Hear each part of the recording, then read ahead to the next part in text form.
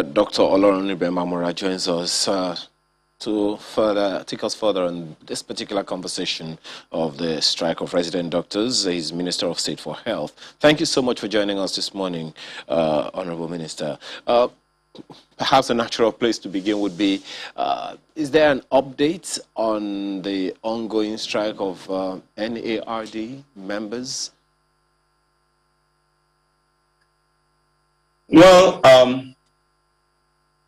the only update is to continue to make this appeal, which we have continued to make since the commencement of the strike action. And that is for the doctors to return to the negotiating table. We are not happy with what is going on because, one, the primary duty of a doctor is to save life. And any situation that can result in not accomplishing that task is not one that is welcome in any way. So we continue to appeal to doctors to return to negotiating table so that we can keep people alive, particularly when they are sick in hospitals. Honorable Minister, one of the things that the medical doctors, the president of the medical doctors and their executive have said over and over again is that it's taken 113 days of silence from the federal government since the agreement was signed, and since they didn't hear anything and there wasn't any communication or any sign that anything was coming, was happening. That is why they had to resume this strike they suspended in good faith. Well, I can assure you without any fear of equivocation that that is not true. You see, there are so many issues involved. And some of these issues, they are not even issues from the government side. That's number one. Number two, some of the issues, if not most of the issues, are issues that have to do with the states and not the federal government. We need to get very clear. Look, so many issues have been brought to table, which we have been addressing. But if we still have one or two issues outstanding, I believe this should not be a reason to now have a nationwide strike action being declared. I mean, if you want, in some of the cases, I mean, it's even a kind of appeal to the federal government to kind of assist the doctors in, speaking with the state governments, to accede to their requests. Because we are operating a federation, in which case there is a limit to what the federal government can do when it comes to issues that directly fall within the purview of the states.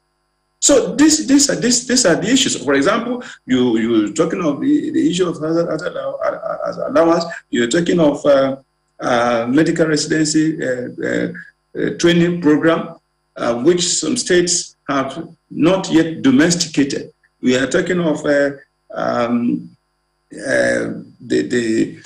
national minimum wage issue and the consequential adjustment, which is, a lot of this, they are within the purview of the states in terms of this adjustment, because what a state A can pay may not be what state B can pay. And if a state is not paying what the doctors expect, they take it on the federal. There are a lot of issues like that that are not within the purview of the federal government, in the purview of the states. So if you now bring all this together and you now put everything on the doorsteps of the federal government, I think that will not be fair. Well, Honorable Minister, there are a number of the 17 observations that informed this current strike of the NARD. I have, for instance, and you've mentioned a few of the ones that I noted, at least 9 of them that would fall squarely under the purview of the federal government. For instance, the transition from GIFMIS to IPs is an issue they have raised. And then there is also one item 10 that talks about the chief medical doctors in collaboration with the association have submitted the list of salary shortfalls for 2014 to 2016. And they noted with dismay the merry-go-round behavior of the Federal Ministry of Health in disbursing the salaries shortfalls to her members. One of the questions that we put to Honorable Sonono is, if it is an issue of availability of funds, is that the case?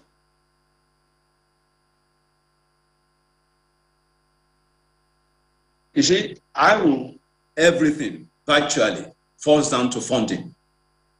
So if anybody says that no, it's not fund, it is funding. It is issue of funds. That is the truth. I don't want us to start, saying a spade is like a big spoon kind of thing. Everything virtually falls within the ambit of funds. Now, it's not, I had you ask that question, that, okay, why is the National Assembly not making appropriation? It's one thing for appropriation to be made, it's another thing for the funds to be released. They are two different things. There are two different things. I mean, my background is in legislature, both at the state and the federal, so I know what I'm talking about. If the funds are not released, that is what you call cash-backed. So to say that it's not, no, it's all about funding. And let me also say that the issue which you raise, in fact, most of the issues they are not within the purview of federal government. Most of the issues are under the state. I have the list of these issues. I have the list. Most of the issues, they are issues that concern the state, not the federal government. That's the truth. But basically, the issues have to do with funding and not just appropriation. It's one thing for the money to be appropriated, it's another thing for the money to be released, cash backed.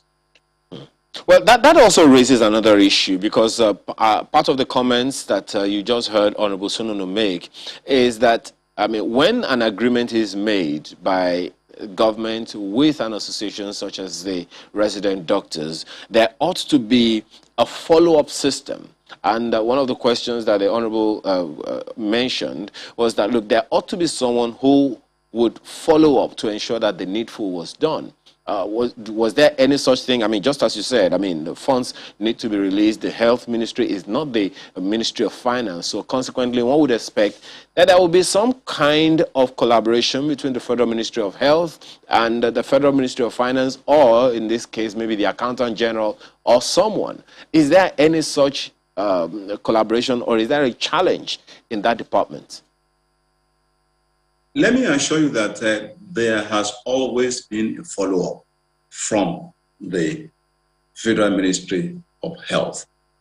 There has always been. We have desk officers whose duty is to follow up on issues, particularly as they affect not just doctors, health workers. And of course, collaboration between the Ministry of Health and the Federal Ministry of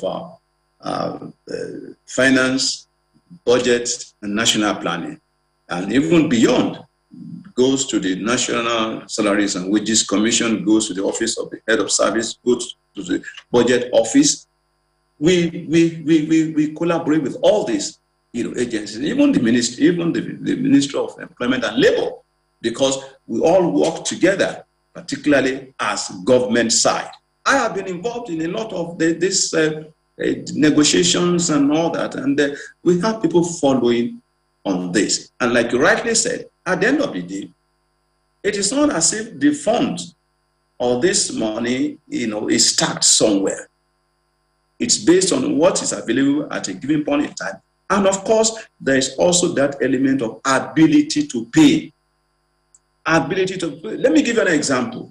When we started the issue of hazard allowance, at the commencement of this, the outbreak of COVID-19, the projection that we made in terms of hazard allowance to doctors nationwide, I mean, health, not just doctors, health workers, was in the neighborhood of about 80 billion. 80. But at the end of the day, what we were told from the Federal Ministry of Finance, budgets and the national, and it was, look, what was available, at least at that point in time, was 20 billion. So where do you go from there? If the projection was even for 6 months there. So what we had to start from somewhere, at least just to make it open there that, look, efforts are being made.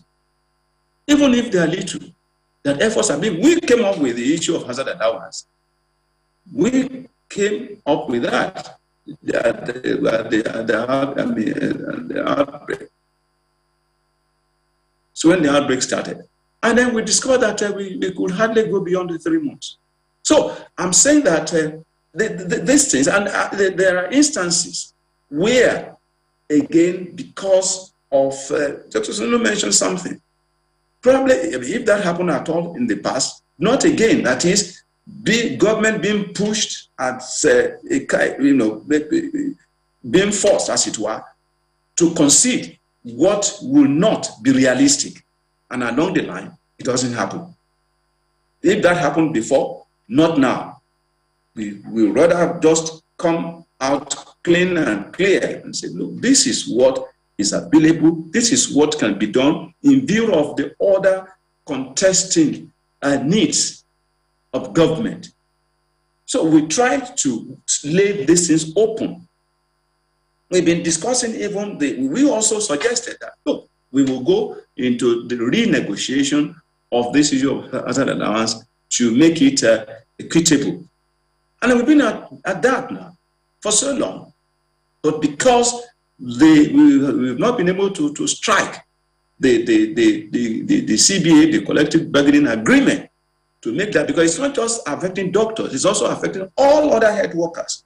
And for the other health workers, that is being handled by JUHESO as the negotiating team, while the doctors, whether NARD, whether medical and dental consultants and what have you, being handled by NMA as the body.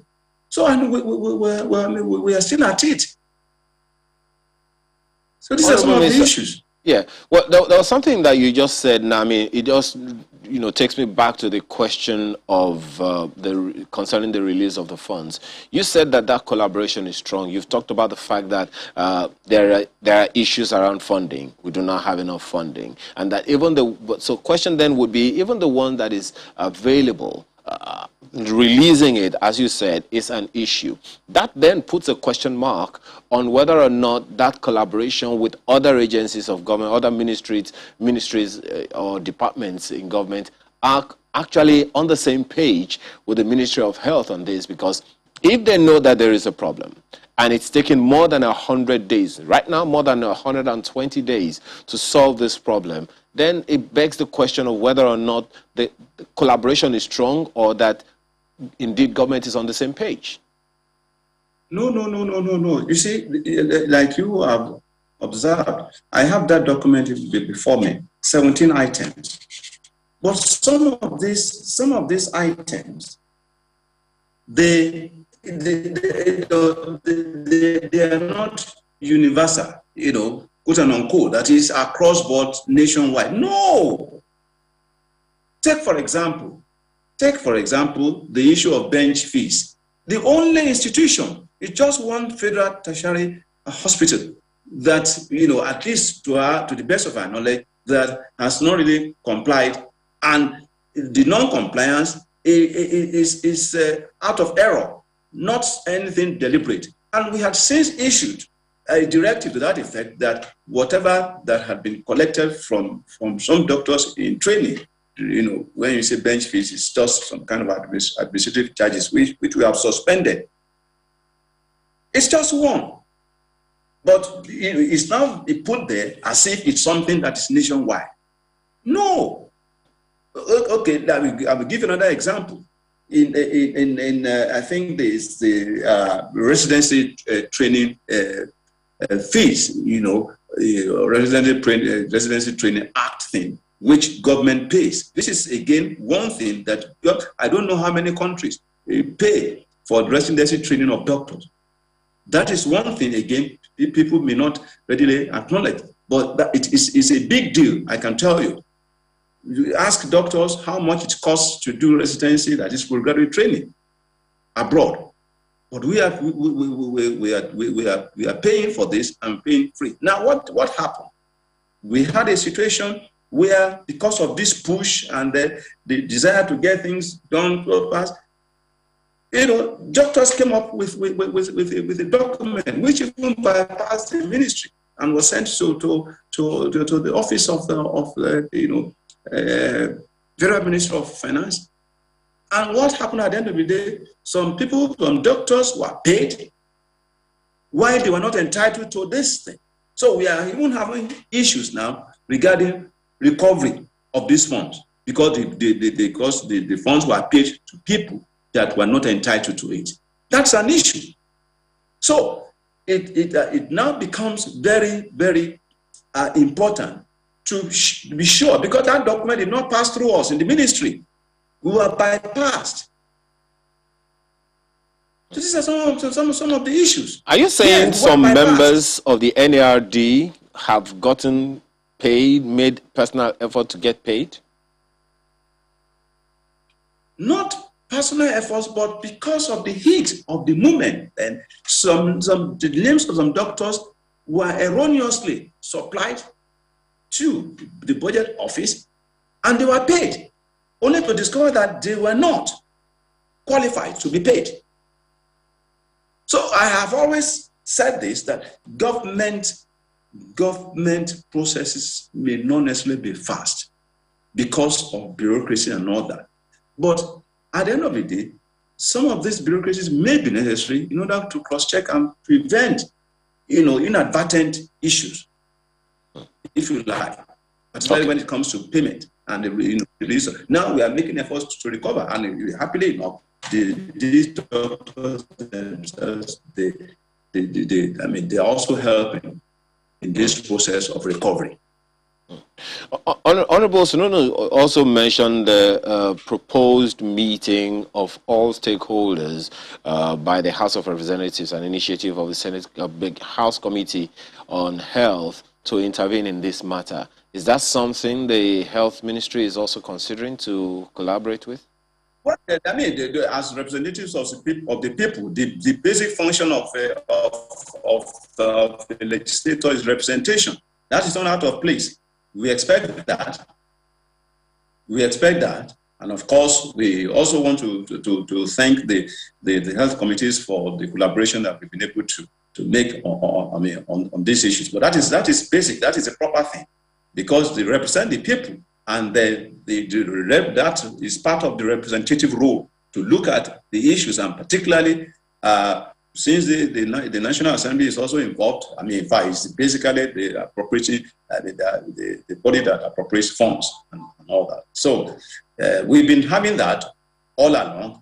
When there are issues, the National Assembly committees on health who want to tend to come in so that it can be put in the right perspective.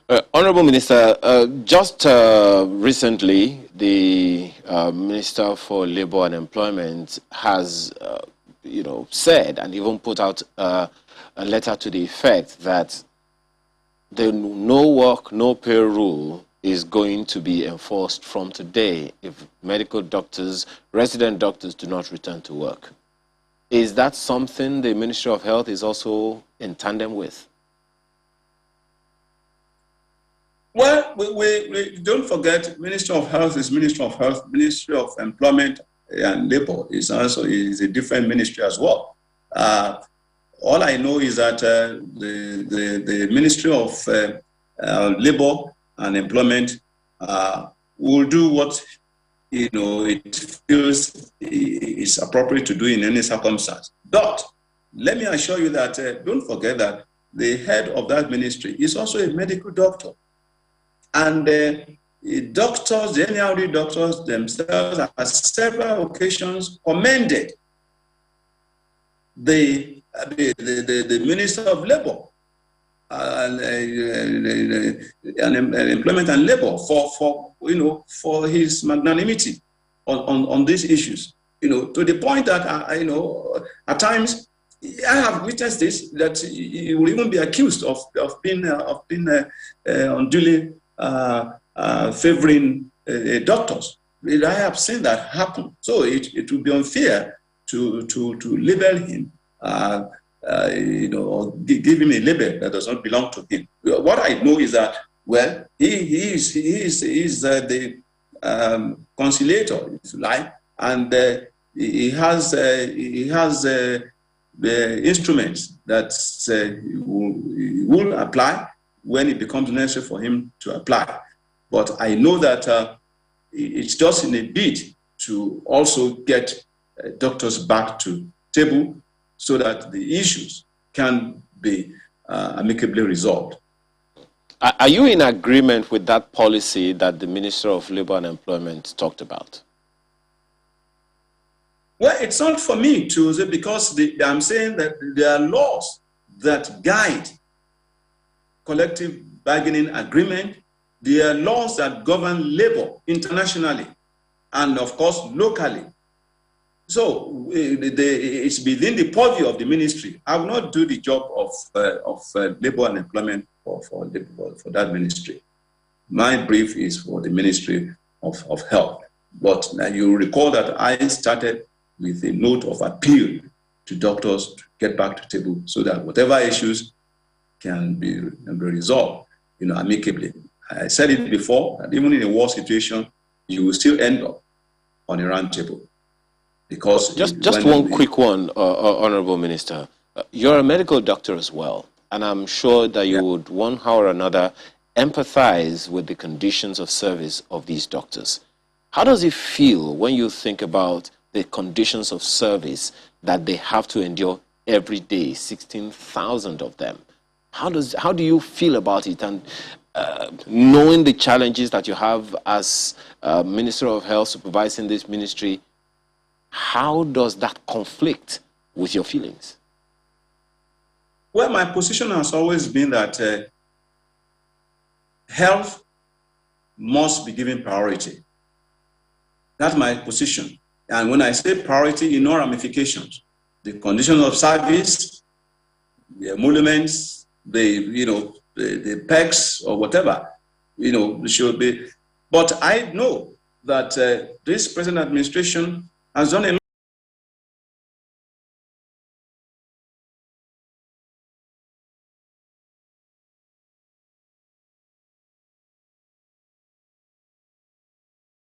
Is the health sector in terms of what we now have on ground, facilities, infrastructure, and even funding. Yes, it may not be enough, but notwithstanding, the ministry, this present administration has done a lot in terms of at least giving some attention to the health sector. Well, we have to thank you very much for your time and interventions so far on this issue, and hope that there will be that concourse pretty soon in order to ameliorate the sufferings of many people who depend on the services of the resident doctors. Dr. Olorunibe Mamora, Minister of State for Health, thank you so much for your time this morning. Thank you very much for inviting me. Sir. Sunrise Daily continues in a moment. Do stay with us.